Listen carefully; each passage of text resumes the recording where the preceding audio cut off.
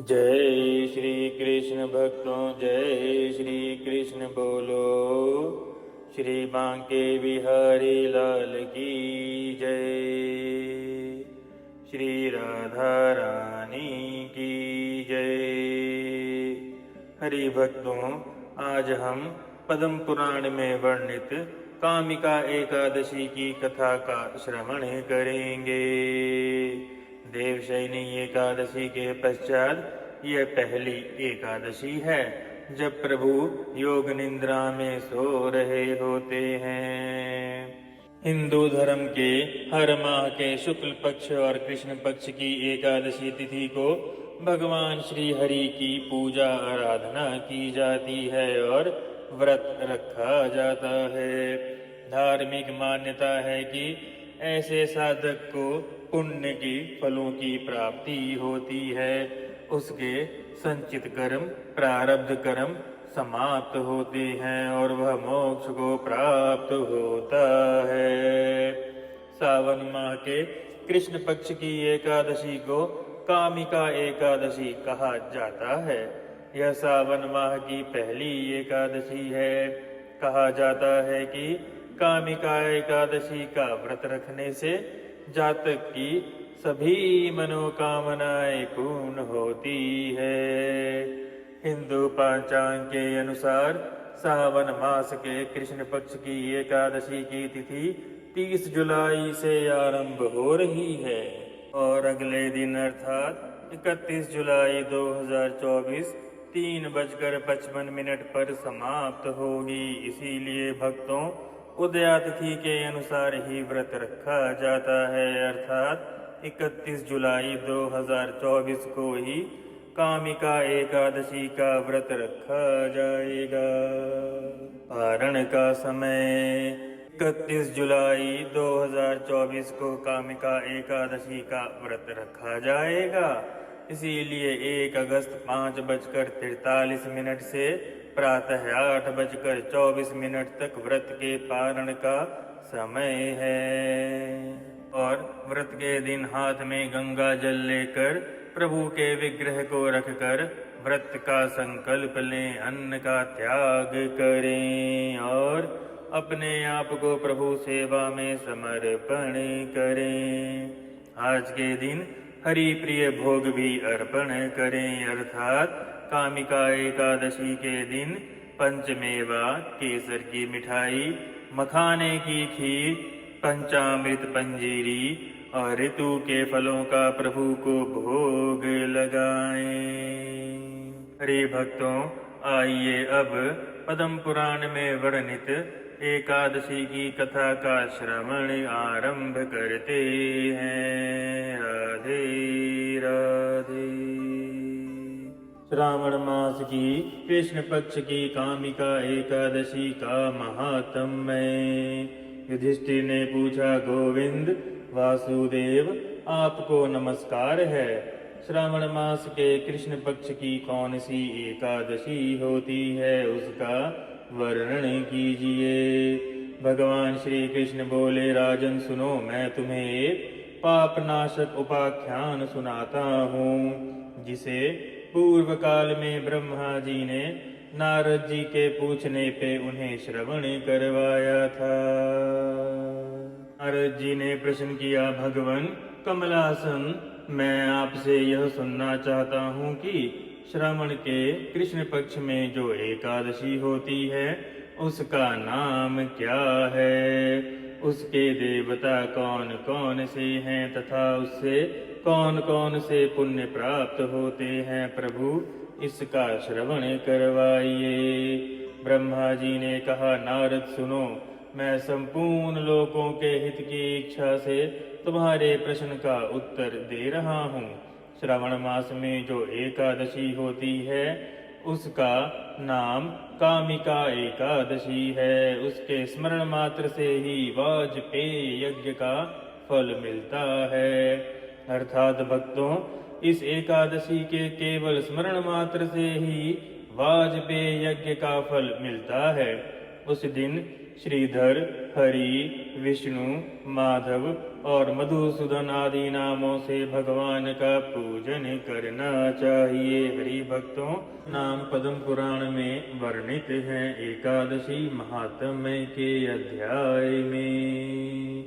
भगवान श्री कृष्ण के पूजन से जो फल मिलता है वह गंगा, काशी, नैमिषारण्य तथा पुष्कर में भी सुलभ नहीं है। हरि भक्तों, पुनः सुने पद्म पुराण में एकादशी महात्म्य में क्या लिखा है। लिखा है, भगवान श्री कृष्ण के पूजन से जो फल मिलता है वह गंगा, काशी, नैमिषारण्य तथा पुष्कर क्षेत्र में भी सुलभ नहीं है। सिंह राशि के बृहस्पति वे होने पर व्यतिपात और दंड योग में गोदावरी स्नान से जिस फल की प्राप्ति होती है वही फल भगवान श्री कृष्ण के पूजन से भी मिलता है। जो समुद्र और वन सहित समूची पृथ्वी का दान करता है। हरि भक्तों, कितना बड़ा दान। जो समुद्र और वन सहित समूची पृथ्वी का दान करता है तथा जो कामिका एकादशी का व्रत करता है वे दोनों एक समान फल के भागी माने गए हैं। जो ब्याही हुई गाय को अन्य सामग्रियों सहित दान करता है उस मनुष्य को जिस फल की प्राप्ति होती है वही कामिका का व्रत करने वाले को मिलता है।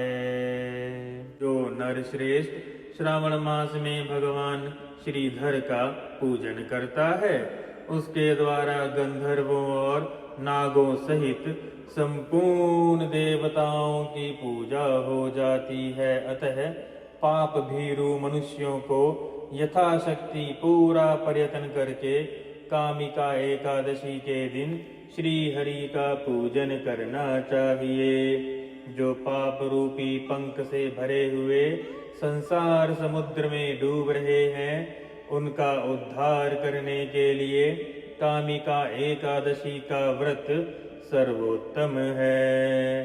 अध्यात्म विद्या परायण पुरुषों को जिस फल की प्राप्ति होती है उससे बहुत अधिक फल कामिका एकादशी के व्रत का सेवन करने वालों को प्राप्त होता है।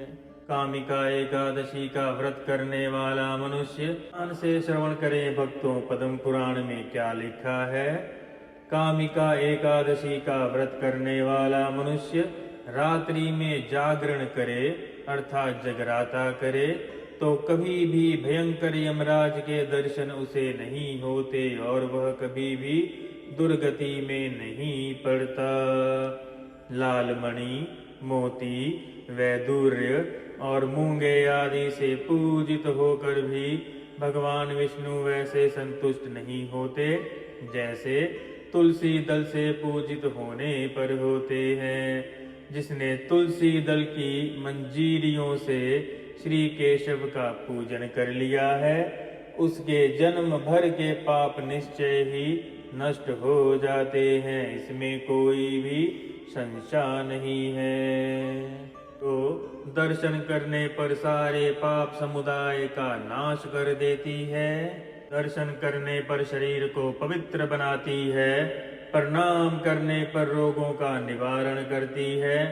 जल से सींचने पर यमराज को भी भय पहुंचाती है। आरोपित करने पर भी भगवान श्री कृष्ण के समीप ले जाती है और भगवान के चरणों में चढ़ाने पर मोक्ष रूपी फल प्रदान करती है। उस तुलसी देवी को नमस्कार है। या दृष्टा निखिला घनश्यामिनी श्रीपृष्ठा पुष्पावनी रोगाणाभिविन्दिता निरसिनी चित्तान्तकत्रासिनी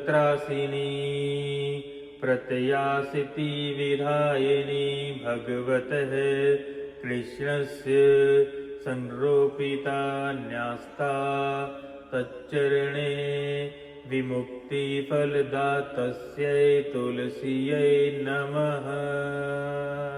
53वां अध्याय 22वां श्लोक यही कहता है।